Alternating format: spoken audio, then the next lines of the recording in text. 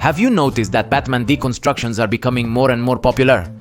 I mean versions that deviate from what we consider to be the classic version of the character. If you've seen the Harley Quinn series, you'll realize that the Batman that appears there is a slightly more comedic version than we're used to seeing, since it's this character who insists that Alfred blow on his tea to cool it down. And at the same time, he hides from him to fight crime while he's injured. But I say slightly more comedic since despite these attitudes, this Harley Quinn's Batman doesn't approach the focus we've seen in other much more comedic products, like Lego Batman or the Teen Titans in action. These satirical Batman portrayals are increasingly common and popular, as previously mentioned. But have you considered that these deconstructions might take the character too far, to where it's no longer Batman? But at the same time, is there really a definitive version of Batman? That's exactly what we're going to talk about today. What are the essential characteristics of the character and how much do these other versions, from Lego Batman to Batfleck, respect them?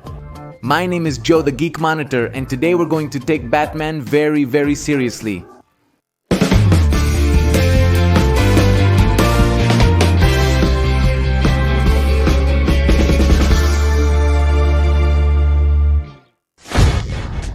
Chapter 1. Searching for the essence of Batman.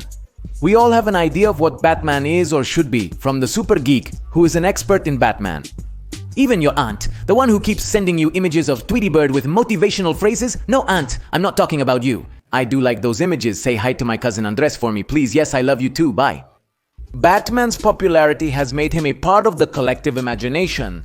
But where do these characteristics that we consider classic of the character come from? Here we could really talk about three pillars.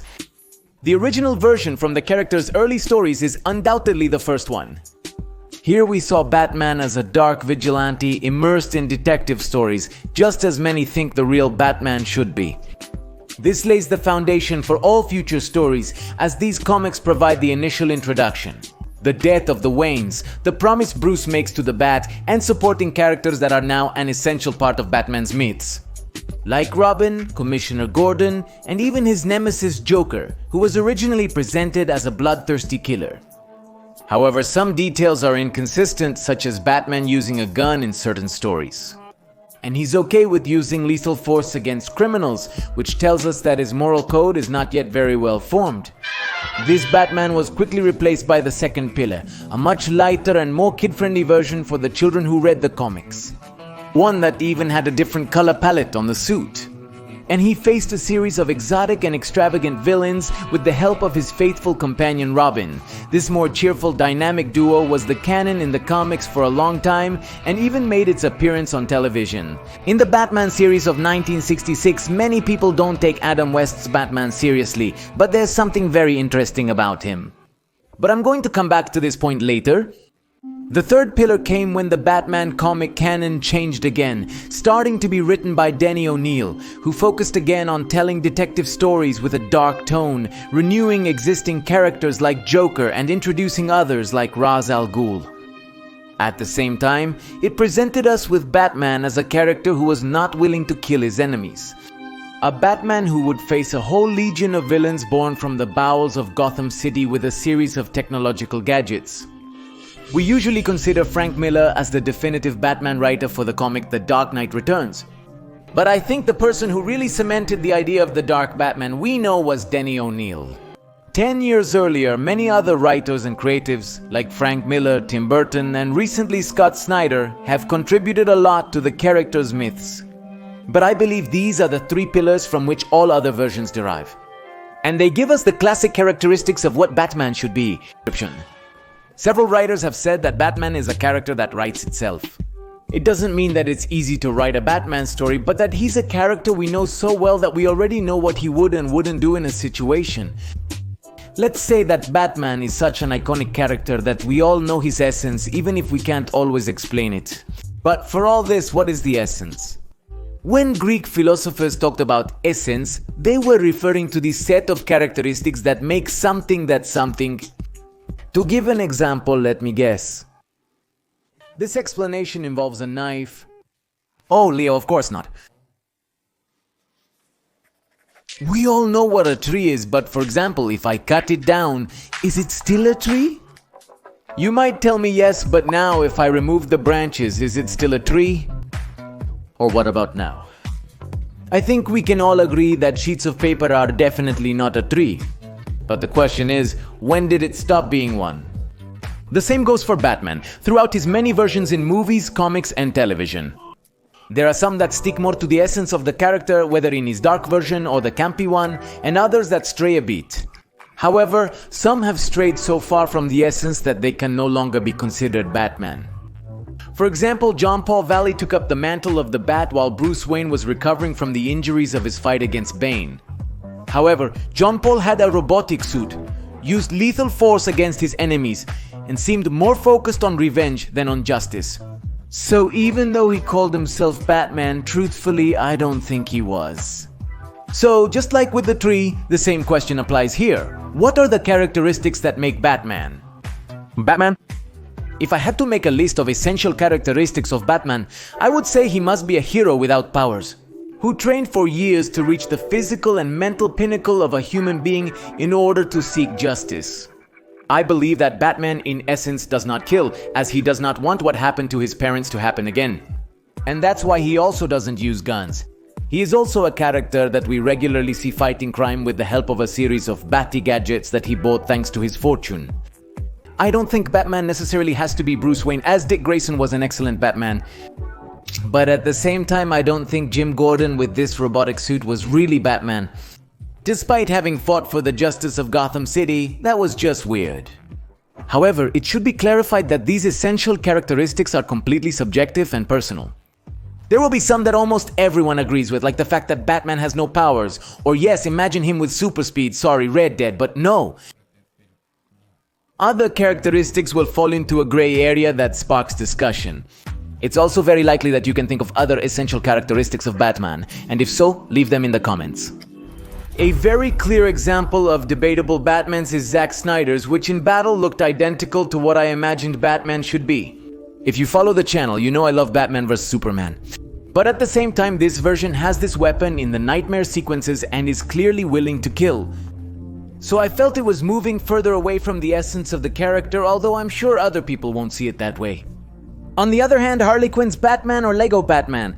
Although at first they seem like extremely comedic and distant versions, if you analyze it, they retain many of the attributes that I consider essential to the character. So I think they are very good adaptations that lean towards that campy side of the character and even tell us important things about him, like this relationship that Joker has with Batman. Another author who is also debatable is Frank Miller, who made beautiful works with Year One and The Dark Knight Returns. That respected the essence of the character, while introducing him to a new generation of readers. But then he released his comic all-star Batman Robin, where he presents Batman more as a sociopath, who forced Robin to hunt bats from the Batcave in order to eat. The point here is that Batman is such a popular and iconic character that it lends itself to various interpretations that are equally valid. And with this in mind, we now have to talk about how Detective Comics is using these characteristics to consolidate the future of Batman. Chapter 2: The Different Faces of Batman. Recently, Detective Comics published an anthology featuring creative teams from 14 nations, which precisely show us this quality that Batman has to be able to adapt to different eras, cultures, and narrative styles. And to better understand the topic, I interviewed the illustrator and publicist Rulo Valdez, who was precisely one of the Mexicans who collaborated on this anthology of stories titled Batman and the World. My first question was, how was it working with Detective Comics? This closely resembles advertising projects. I mean, they give you something like a brief, which is basically an expectation of what is required from the project, which in this case was, the project was called Batman the World, which was a project of 14 nations. Did you have a chance to create a character that obviously at that time they handled it as it could belong to the Detective Comics universe? The story has to be set in your country. The usual conditions aren't imposed on you, but as a professional, you're already familiar with them. That it's good to handle the brand with a certain respect and blah blah blah. However, this can be challenging for 14 teams posting stories connected to Batman's comic book continuity. Fortunately, as we have already said, we all have a very good idea of what Batman is and what he is not. This anthology capitalized on this feature. Like every country, it had the freedom to accommodate it within its own idiosyncrasy. The truth is that at first we had many doubts about exactly what we wanted to work on. So we still thought that maybe it had to be done within the current continuity of Batman. You already know that Alfred is no longer here, that the Bat family is like, I think even Bruce Wayne has lost his fortune right now. So we were assuming that, but then it was like, no. I mean, we have a chance to create a kind of timeless Batman. So we can take advantage of that opportunity, this quality of Batman being this timeless character. Detective Comics is increasingly taking advantage of this by publishing stories like Three Jokers, which appears to be outside the main comics continuity. Since here Alfred is still alive. However, it incorporates classic character storylines such as Jason Todd's death in A Death in the Family and Barbara Gordon's attack in Killing Joke. It's as if Detective Comics wanted to tell stories for new or inexperienced readers.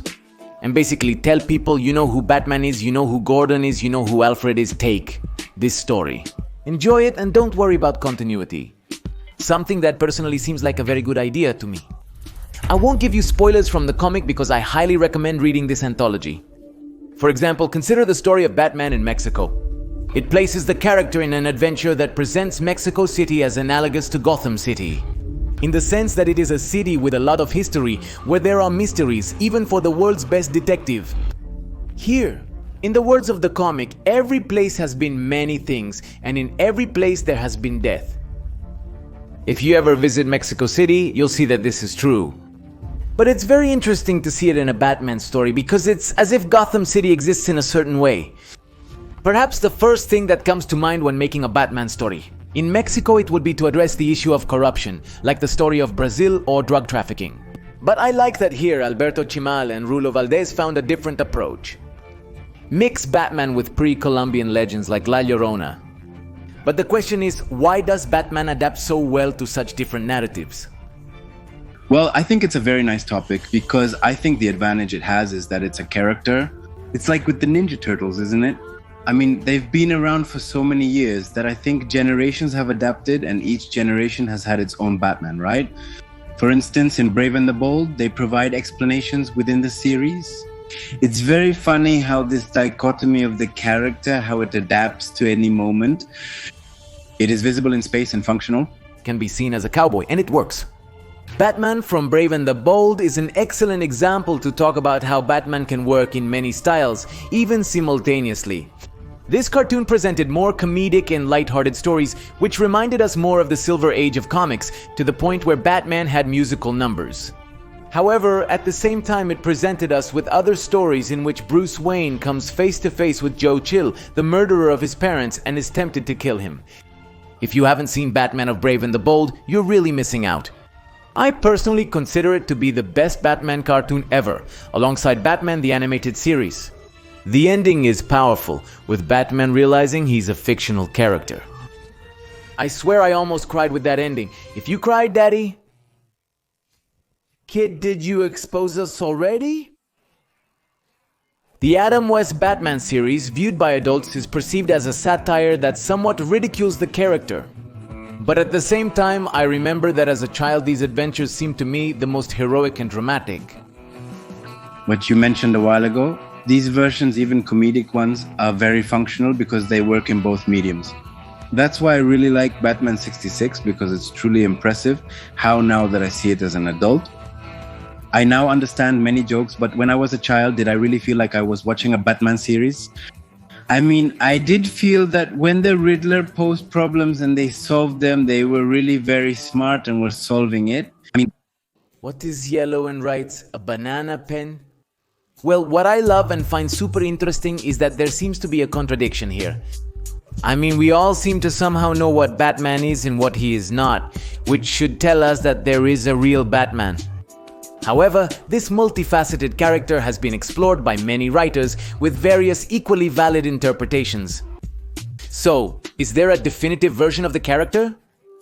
I hope not. I pray because no, I believe that each version contributes on its own. Now that Snyder and Capullo have taken it, for example. Exactly. I think that was demonstrated that they can almost retell past stories with another approach and do completely different things. Different. It sounds contradictory, but it is. Batman. Despite being a character over 80 years old, the future of Batman looks promising, as various authors continue to explore different facets and formats to tell stories of the Bat. Perhaps some of the most famous examples these days are the movie versions, or maybe the satires we see in series like Harley Quinn or Teen Titans. For example, a free webtoon depicts Batman as a paternal figure guiding his Robins into adulthood, in much more everyday adventures in which, for example, they fight over cookies. Obviously, it's an alternate story that doesn't replace the central continuity, but it's nice to see him enjoy a bit of family life after years of tragedy. This webtoon not only presents a different approach, but it's designed to be read on cell phones, since each page is a single panel which is read vertically, which tells us that Detective Comics is also adapting its formats. Batman the World also significantly contributes to the character, as we can see stories like the one from Spain, where we see Bruce Wayne relaxing on a beach, and one of my favorites is the one from Russia. A story that presents Batman as a real character within the story and fictional at the same time, as if all of us knew Batman so well that at one point it comes to touch this membrane between the imaginary and the real. It's about a Batman who doesn't age, although he does change over the years. But the best part is that despite the changes, he still seems extremely familiar to us. Because we've seen him fall and grow over the years, we've seen him fall in love, we've seen him suffer and even find a family. Even though we used to think that Batman always works alone. He's a character that no matter how much he changes, we will always recognize with affection, because deep down we all know who Batman is and what he represents. Thanks to Rulo Valdez for this interview. For more about him and other Batman video essays, check the description for his social media links. If you've made it this far, you'll like them. See you next week on the same channel. I'm Gio, the Geek Monitor. Keep looking beyond the evident.